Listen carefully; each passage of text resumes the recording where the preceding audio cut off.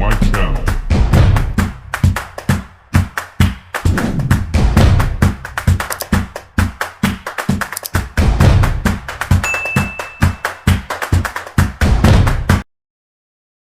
Assalamualaikum warahmatullahi wabarakatuh.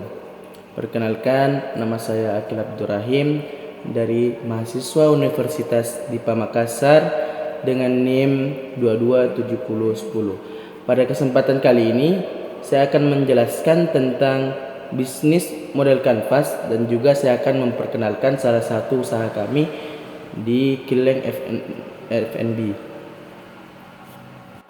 Apa sih itu bisnis model kanvas? Bisnis model kanvas atau disebut dengan BMC adalah alat manajemen strategis untuk mendefinisikan serta mengkomunikasikan ide atau konsep bisnis dengan cepat dan mudah.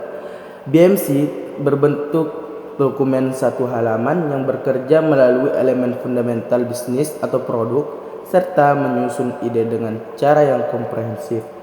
Bisnis model kanvas atau bisa disebut dengan BMC memiliki 9 elemen yang terdiri dari customer segment, value proposition, channel, customer relation, revenue streams, key resource, key activities, key partners, and cost structure. Kileng F&B merupakan usaha yang nantinya bergerak dalam bidang kuliner yang menyediakan berbagai macam varian menu seperti makanan ringan maupun berat dan juga minuman tersebut. Dan Kileng F&B juga sangat memperhatikan dalam segi rasa yang gurih, lezat di setiap varian menunya dan harga yang terjangkau bagi kalangan menengah ke bawah. Isi pembahasan pada kesempatan kali ini yaitu ada 3 yang kita bahas. Yang pertama adalah model kanvas bisnis Kileng F&B dan model strategi bisnis dan kesimpulan.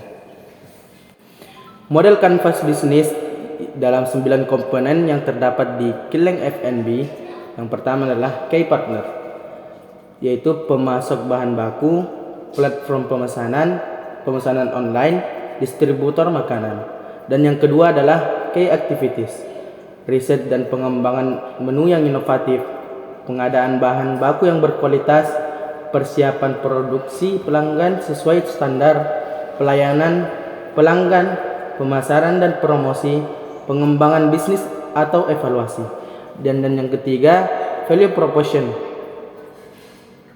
yaitu harga yang dapat dijangkau, membuat varian menu, membuat brand atau logo yang mudah diingat, halal, menjaga kekuatan makanan di Indonesia, praktis dalam segi kemasan. Dan yang keempat, customer relationship, yaitu pelayanan, rasa terhadap makanan, keamanan, memberikan poin pemesanan. Dan yang kelima, customer segment, yaitu mahasiswa, ibu rumah tangga, pegawai yang bersifat umum, pelajar maupun anak-anak. Dan yang keenam, customer channel, yaitu catering, online, sosmed, event, distributor.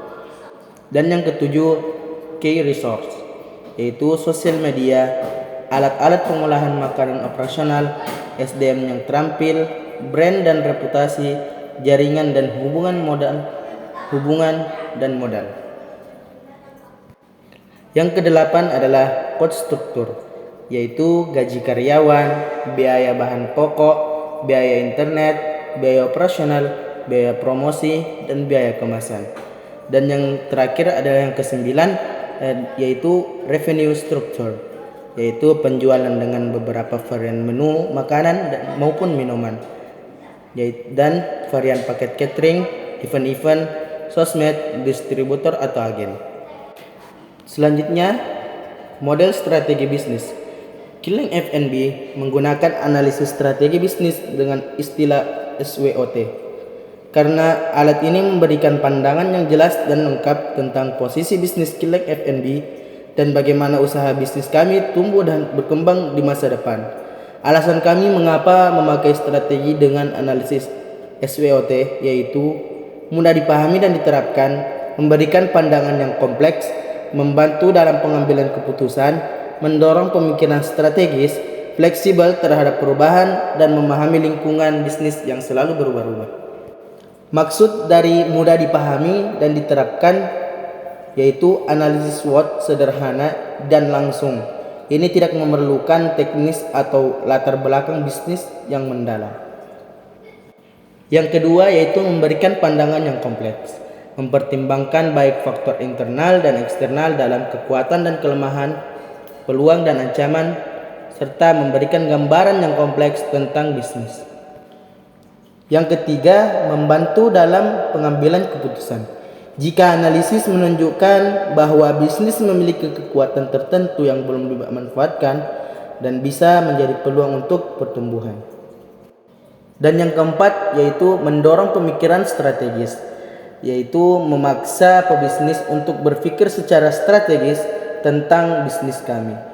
Ini membantu kami untuk mengidentifikasi dan memprioritaskan area yang perlu ditingkatkan. Yang kelima, fleksibel terhadap perubahan dan memahami lingkungan bisnis yang selalu berubah. SWOT dapat digunakan dalam berbagai konteks, dari perencanaan strategis hingga pemasaran dan penjualan.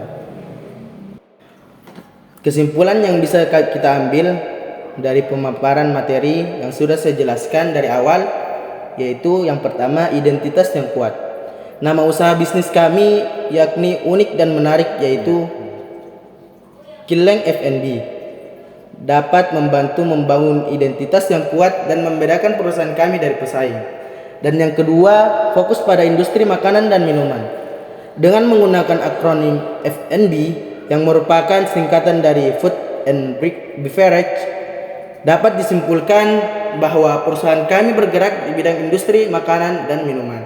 Yang ketiga yaitu potensi untuk menjadi merek yang terkenal. Nama perusahaan kami yang unik dan menarik dapat memudahkan orang untuk mengingat dan mengenali merek usaha bisnis kami. Dan kami memiliki tujuan dan keyakinan yang besar terhadap Kileng F&B karena memiliki potensi untuk menjadi merek yang terkenal di industri makanan dan minuman. Dan yang selanjutnya yaitu perhatian pada strategi pemasaran. Nama perusahaan yang menarik juga menimbulkan harapan bahwa usaha bisnis kami memiliki strategi pemasaran yang kreatif dan inovatif. Dan kami penting untuk memanfaatkan nama perusahaan ini dengan baik dalam upaya pemasaran usaha kami. Dan kami memakai strategi pemasaran dengan alat SWOT.